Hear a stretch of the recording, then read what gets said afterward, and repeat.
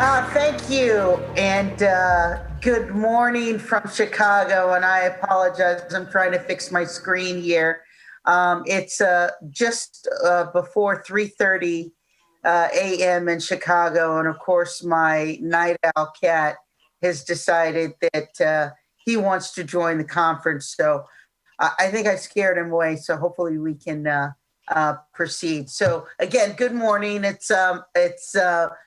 It's my honor and privilege to join you virtually today. My name is Monica Sanders. I am a director with Abbott's Global Citizenship team, and I focus specifically on the company's shared value endeavors. For those of you who are not familiar with Abbott, we are a global health tech company that creates breakthrough products in diagnostics, medical devices, nutrition, and branded generic medicines.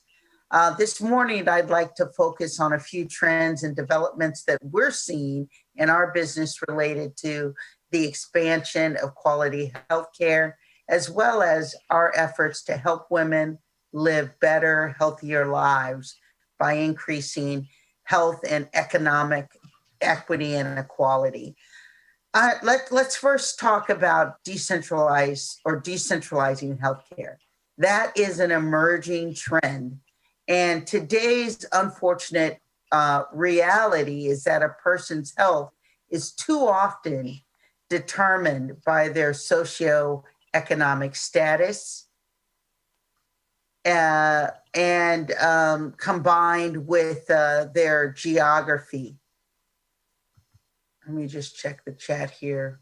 Okay, sorry, I was not.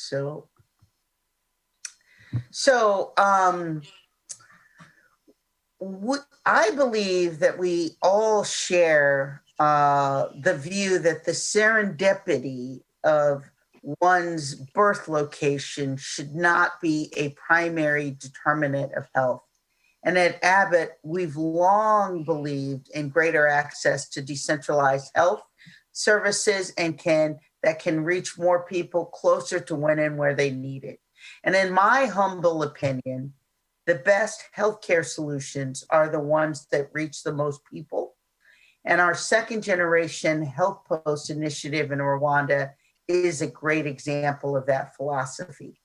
Starting in 2018, Abbott joined forces with the Rwandan Ministry of Health and Society for Family Health in Rwanda to reimagine, really, and update its existing model for rural healthcare, resulting in what we now see as expanded access to essential care and testing for patients. The program was designed to be sustainable from the start.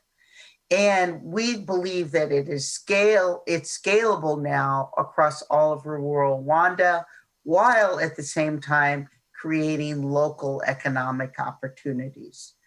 The program also applied smart design principles to construct the health posts in a way that optimizes care for patients while delivering an efficient operations platform for health providers.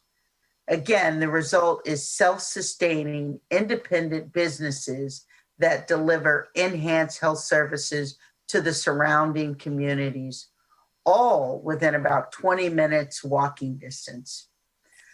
For these much needed facilities, they offer maternal services, antenatal care, testing and treatment for infectious diseases, pharmacy services, health education, and ongoing management of non-communicable diseases like diabetes. To support comprehensive maternal care, Abbott bundled tests for syphilis, malaria, HIV, and hepatitis into an antenatal test panel that requires a single finger stick of blood and delivers results in 20 minutes.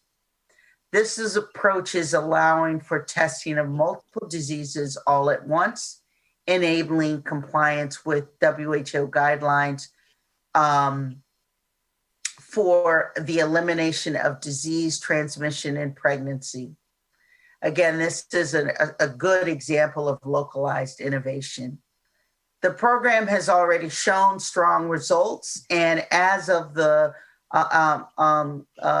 of its inception from the fourth quarter of 2019, we've seen strong uptake in services like family planning, and a statistic that I'm very proud of, that we've seen over 700 mothers safely deliver their babies in their own communities.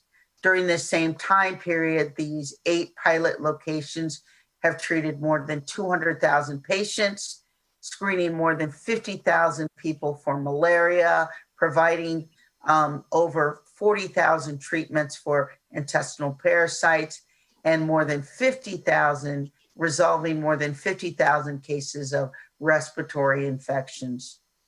And all of these solutions were delivered profitably by the local operators. We believe this model of decentralized healthcare can play a vital role in maintaining a healthy population, which in turn fuels economic growth and productivity needed to reduce poverty. Now I'm going to switch gears and talk about gender diversity. And this second twin I want to highlight is a subject that's very near to my heart: the need for and the value of increased gender equality in global health. Only 25% of women lead in global health, despite making up almost 70% of the global workforce, according to an article from The Lancet. This statistic highlights both a problem and a lost opportunity, because there are substantial improvements in health and social outcomes to be had by increasing gender diversity as it relates to the health industry. You know, we heard Dr. Amy mention this. We heard the last panel mention this. The statistics are out there. And as we talked about with business, there's also strong evidence that shows that the importance and the significance of gender equality in global health. The data collected and analyzed suggests that gender equality in communities promotes economic growth, reduces child mortality, and improves nutritional status.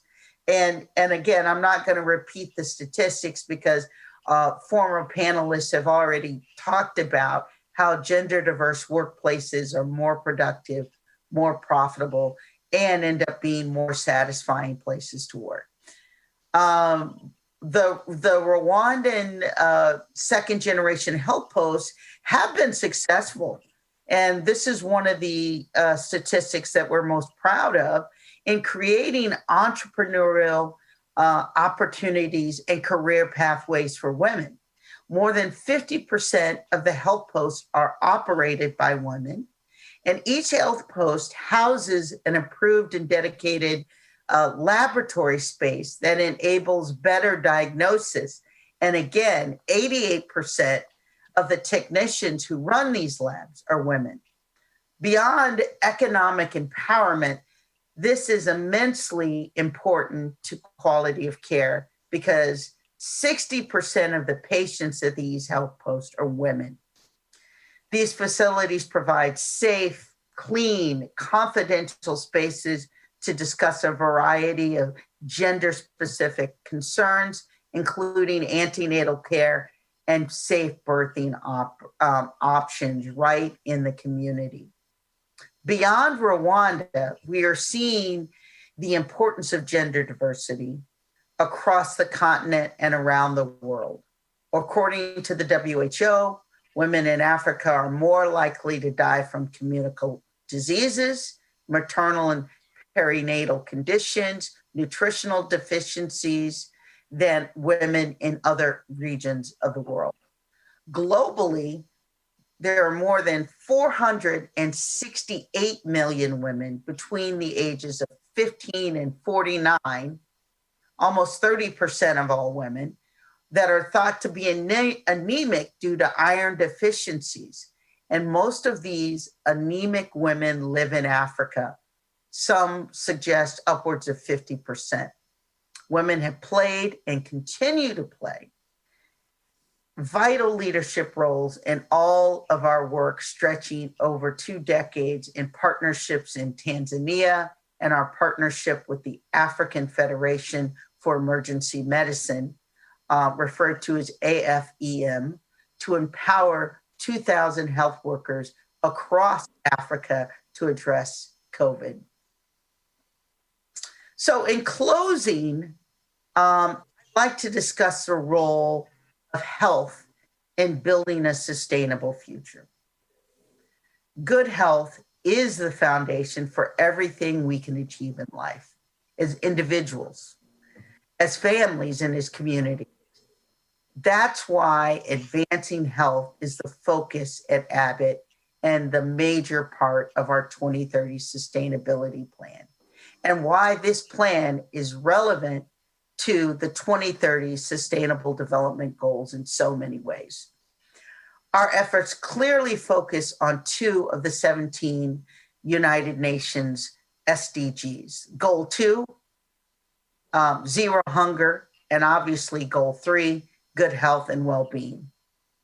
And health underpins many of the other SDG goals as well, which extends the impact of Abbott's work and the work of our partners and ministries of health around the world and in Rwanda. To the challenges such as ending poverty, reducing inequalities, advancing decent work, and bringing economic growth, among many other things.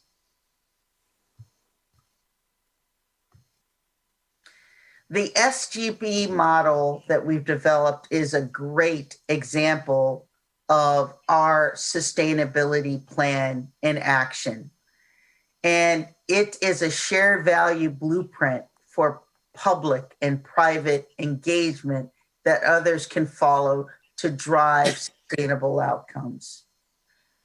We did a lot of things to ensure the long-term stability of these operations, from training on business skills to helping the Ministry of Health and supporting them in building out national accreditation standards, to facilitating discussions around the harmonization of health post design and construction and service offering. We're even lending our expertise in financial modeling to help the Rwandan government understand its various capital requirements and identify potential funders to help with scale up. This approach is fundamentally different, in our opinion, from short-term philanthropy or more transactional commercial public-private agreements. Shared value is at the core of this health post model and is a perfect reflection for us of our stated business purpose to help people live fully through technology and access to care. For us, shared value is a strategic lever within our sustainability plan, which enables us to grow our business while addressing pressing health needs and foster greater resilience, while contributing to the longer-term community economic development, especially for women. So thank you for allowing me to share some thoughts today. Enjoy the rest of the day. It's been a pleasure joining you, and signing off here from Chicago. And with the cats in the background, that was Renzel. He's a night owl just like me. Back to you.